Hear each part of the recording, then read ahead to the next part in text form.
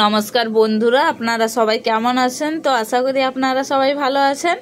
চলে এসেছি আজকে আবার একটা রেসিপি নিয়ে। তো আজকের রেসিপি হচ্ছে মটন। তো আজকে মটনটা আমি কিন্তু ভিন্ন স্বাদে রান্না করব। তো আমার সাথে দেখতে থাকুন পুরো রান্নার রেসিপিটা। তো এর জন্য এখানে কি করেছি, আমি 600 গ্রাম মটন নিয়েছি। আমি কিন্তু বোনলেস মটন নিয়েছি। সব কিন্তু দেখুন, কোনো মাংসে কিন্তু হাড় নেই। তো আমি কিন্তু বোনলেস মটন নিয়েছি 600 গ্রাম। তো এটাকে আমি ভালো করে ধুয়ে নিয়েছি। এরপর এটাকে কি করব, পরিমাণ মতন হলুদ এবং পরিমাণ মতন লবণ দিয়ে আমি ম্যারিনেট করে কিছুক্ষণ রেখে দেব। ম্যারিনেট করে 10 থেকে 15 মিনিট এটাকে আমি রেখে দেব।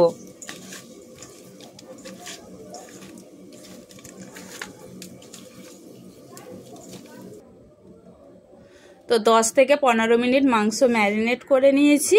এরপর কড়াই দিয়ে দিয়েছি গরম করতে। এবার কড়াইতে দিয়ে দিচ্ছি পরিমাণ মতন তেল। তো এখানে আমি সাদা তেল ইউজ করছি, আপনারা চাইলে সরষের তেল ইউজ করতে পারেন। এবার সরষের তেলে প্রচুর পরিমাণে কোলেস্টেরল থাকে। তো খাসি মাংসেও কিন্তু প্রচুর পরিমাণে কোলেস্টেরল থাকে, ওই জন্য আমি কিন্তু এখানে সাদা তেলই ইউজ করছি। এবার তেলটা গরম হওয়া অবধি অপেক্ষা করব। তো তেলটা গরম হয়ে গেছে। এরপর এখানে কি করব, আমি সমস্ত মাংসগুলো দিয়ে আমি সুন্দর করে ভেজে নেব।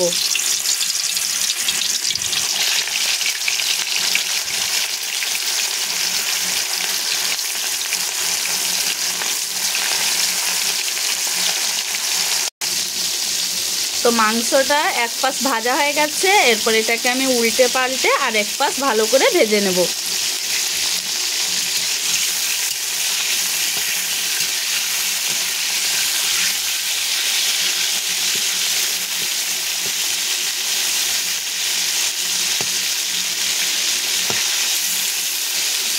তো এটা একটু ভাজা ভাজা হয়ে গেলেই আমি এটাকে তেল থেকে তুলে নেব।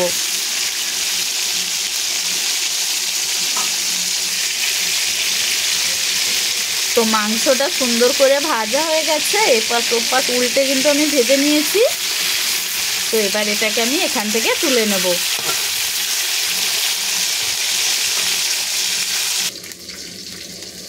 তো এই যে দেখুন, মাংসগুলো কিন্তু খুব সুন্দর করে আমি ভেজে নিয়েছি এপাশ ওপাশ উল্টে। তো এবার কড়াইতে আমি ভেজে নেব ফুলকপি। তো বুঝতেই পারছেন মাংসটা আমি কি দিয়ে আজকে রান্না করব। তো মাংসটা আজকে আমি ফুলকপি আর আলু দিয়ে রান্না করব। তো ফুলকপিগুলোকেও আমি সুন্দর করে লাল করে ভেজে নেব। তো ফুলকপিগুলোও কিন্তু খুব সুন্দর করে ভেজে নিয়েছি। এবার এগুলোকে এখান থেকে আমি তুলে নেব। এরপর ভেজে নেব আমি আলু। তো আলুগুলোকেও ঠিক সেম এইভাবে আমি ভেজে নেব।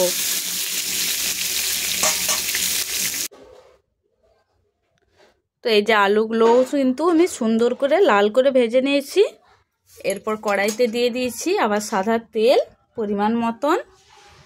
তো এবার তেলে দিয়ে দেব সামান্য পরিমাণ জিরে, গোটা জিরে ফোড়ন হিসাবে, আর দিয়ে দিচ্ছি 2টো তেজপাতা।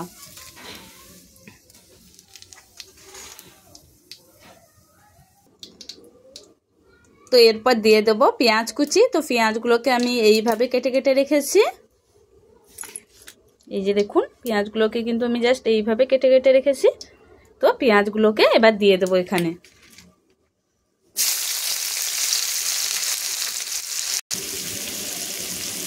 তো এখানে সমস্ত পেঁয়াজ দিয়ে দিয়েছি। এবার পেঁয়াজটাকে হালকা একটু নাড়াচাড়া করে আমি ভেজে নেব।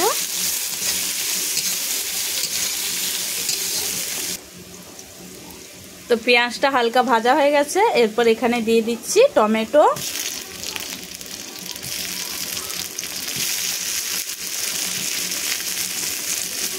আর দিয়ে দিচ্ছি কাঁচা লঙ্কা। তো এটাকেও আবার আরেকটু ভালো করে নাড়াচাড়া করে আমি ভেজে নেব।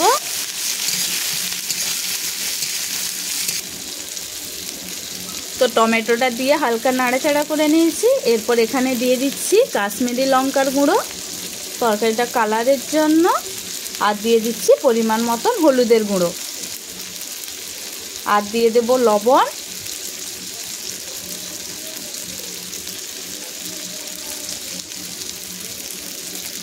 তারপর এতে দিয়ে দেবো আমি মটন আর আলু।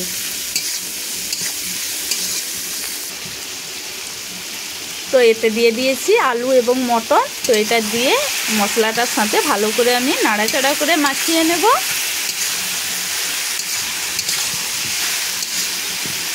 তো এরপর এটাকে আমি 5 মিনিট ঢাকা দিয়ে এইভাবে রেখে দেব।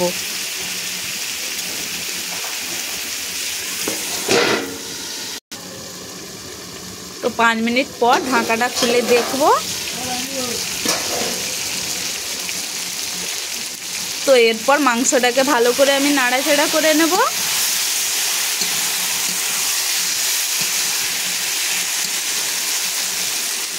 এরপর এখানে দিয়ে দিচ্ছি গোটা রসুন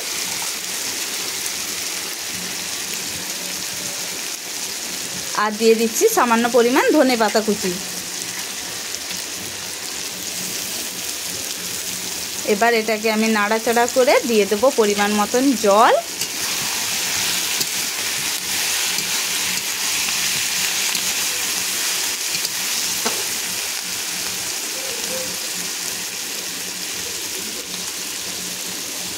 এই যে দেখুন আলুটা কিন্তু হাফ সেদ্ধ হয়ে গেছে। তো এবার এখানে দিয়ে দেব পরিমাণ মতন জল।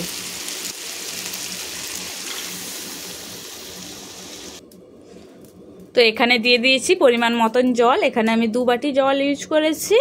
তো এরপর এটাকে ঢাকা দিয়ে আমি 10 থেকে 15 মিনিট ঢাকা দিয়ে এটাকে ফুটিয়ে নেব।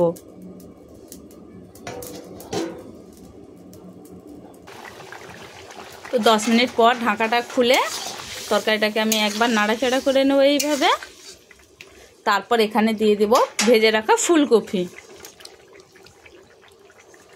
দিয়ে আবার তরকারিটাকে আমি সুন্দর করে ফুটিয়ে নেব। তো আবার ঢাকা দিয়ে রেখে দেব 5 মিনিট। তো 5 মিনিট পরে ঢাকাটা খুলে দেখব। এই যে দেখুন জলটাও কিন্তু ফুটে গেছে, জলটা শুকনো হয়ে গেছে। এবার দেখে নেব আলুও কিন্তু খুব সুন্দর সেদ্ধ হয়ে গেছে আর ফুলকপিগুলোও কিন্তু খুব সুন্দর সেদ্ধ হয়ে গেছে। তো এরপর এর উপরে আমি ধনেপাতা ছড়িয়ে এটাকে নামিয়ে নেব। তো রেডি হয়ে গেছে আমাদের আজকে মটনের আলাদা রকমের একটা রেসিপি। তো এই যে রেডি হয়ে গেছে, ধনেপাতা ছড়িয়ে নিয়েছি। তো আজকের রেসিপি রেডি। তো আপনাদের ভিডিওটা কেমন লাগলো অবশ্যই আমাকে জানাও, এবং আমার ভিডিওটা এতক্ষণ দেখার জন্য সবাইকে অনেক অনেক ধন্যবাদ। সবাইকে টাটা।